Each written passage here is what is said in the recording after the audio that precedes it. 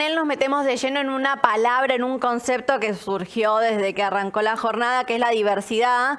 Estamos con Mercedes McPherson de Globant, que ella está en Colombia y eso empieza como, para mí es un dato, porque Globant tiene presencia en un montón de países, así que yo la escuché a Mercedes ya decir que de por sí son diversos.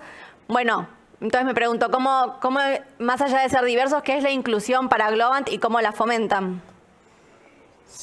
Bueno, gracias Marisol por la invitación y por la pregunta. Yo creo que la inclusión es un ejercicio voluntario, un setearse objetivos.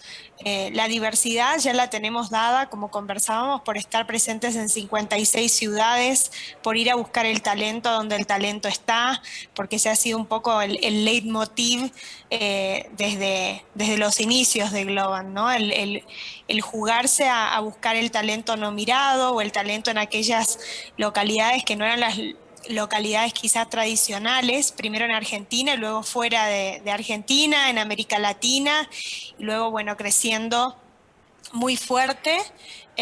Y hoy podemos decir que somos una compañía sumamente diversa desde el punto de vista cultural, desde el punto de vista, desde todo punto de vista, ¿no?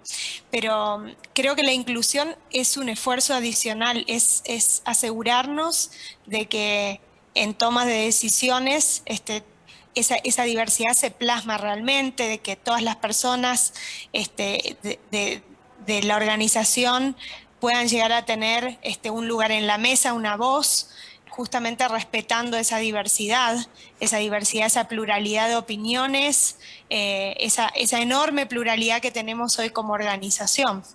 Te iba a preguntar justamente eso, ¿cómo miden la inclusión? ¿Cómo dan cuenta de que es real, de que está generando resultados, de que los están acompañando los colaboradores? Bueno, buenísima también esa pregunta. Ese fue como un objetivo central que nos planteamos, es decir, la medición, plantear un dashboard para que esta intencionalidad, que es mucho más explícita cuando queremos asegurarnos de que la inclusión ocurra, de medirla.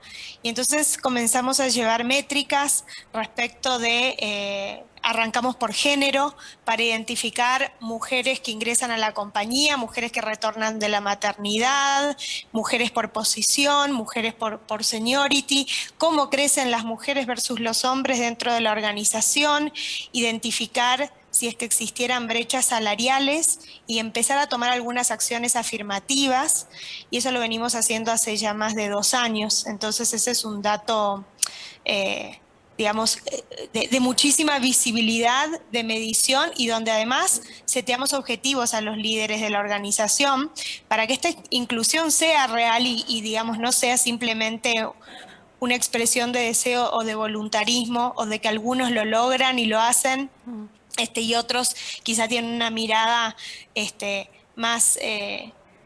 no pueden ampliar la mirada, ¿no?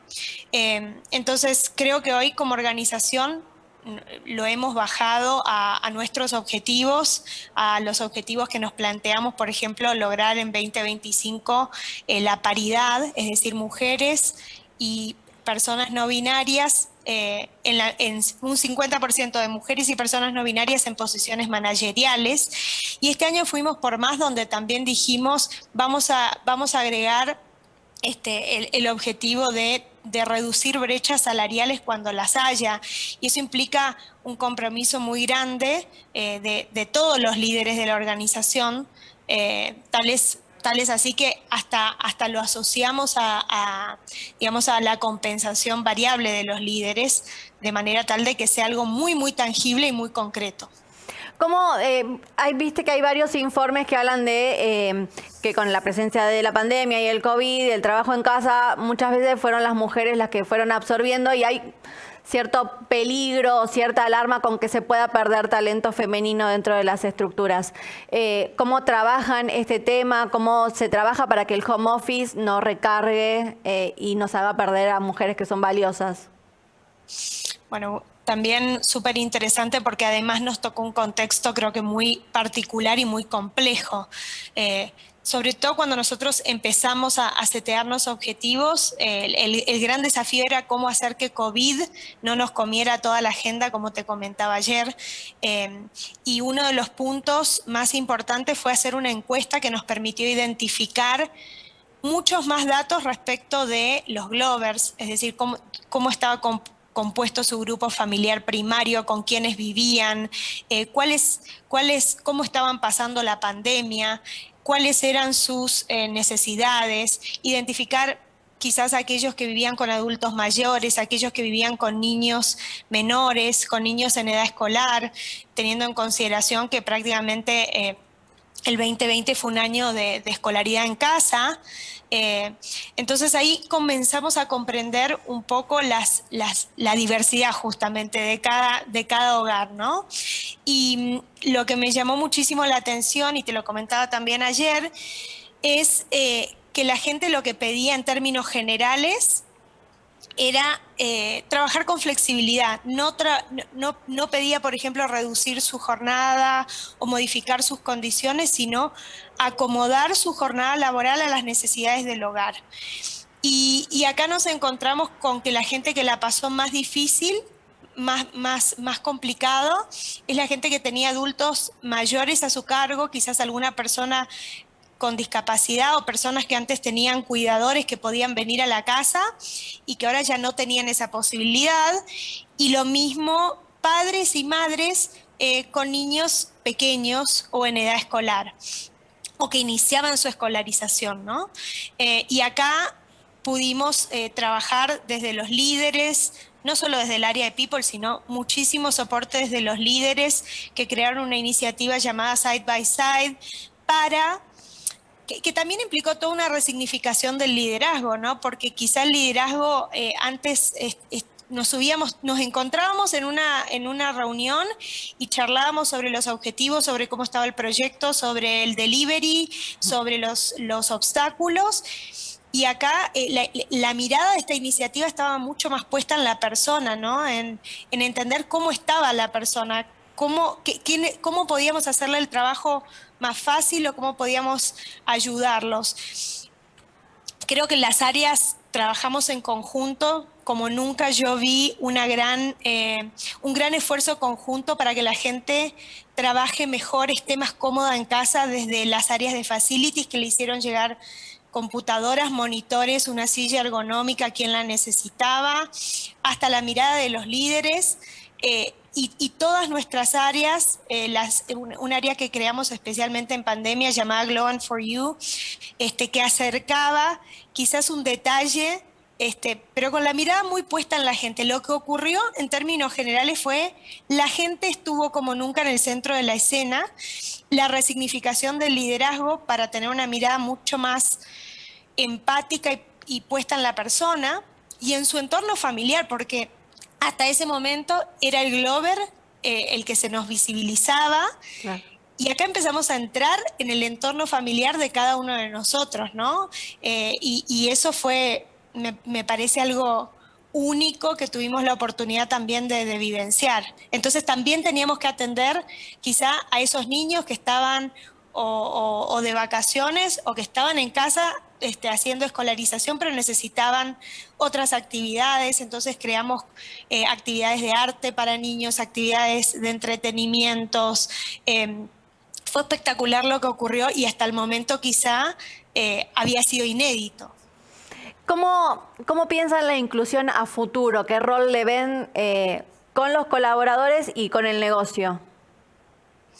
Bueno, me parece también que se está modificando algo muy interesante, y es que el área de diversidad e inclusión está participando, por ejemplo, de reuniones con clientes cada vez más. Los clientes nos preguntan, antes de concretar quizás un negocio, cuáles son nuestras prácticas, cuáles son nuestras políticas, si estamos alineados, y honestamente es una práctica de los últimos 6 meses o del último año, donde las grandes compañías no solo quieren saber cuál es el servicio que brindamos y asegurarse la calidad, sino además el cómo, ¿no? El cómo y que exista un alineamiento respecto de sus propios objetivos de diversidad e inclusión y cómo podemos acompañarlos. A mí esa me parece una evolución espectacular de los últimos tiempos. Y creo que otra cosa espectacular es que ya diversidad e inclusión no es un tema solo del área de diversidad e inclusión o del área de people o del área de sustentabilidad, sino que es un tema que está instalado en la organización, que es un pilar de la organización, que es de todos y de cada uno de los Glovers. Entonces formamos pods o equipos de trabajo para ver y cubrir esta gran amplitud que tiene el tema de diversidad, desde lo que es accesibilidad, trabajo con poblaciones vulnerables, mujeres, géneros, identidad sexual, raza, etnia. Creo que hoy estamos yendo hacia comprender la complejidad y los matices que existen. Entonces, hoy son los Glovers quienes participan de estos pods o de estos equipos de trabajo, se pueden unir voluntariamente y de esta forma también podemos capturar nosotros mucho más la diversidad y la inclusión, ejercitándola desde la propia conformación de nuestros equipos de trabajo, ¿no? Mercedes, para cerrar, ¿cuál es el desafío que le ves vos a este 2021 en materia de inclusión? Creo que seguir trabajando con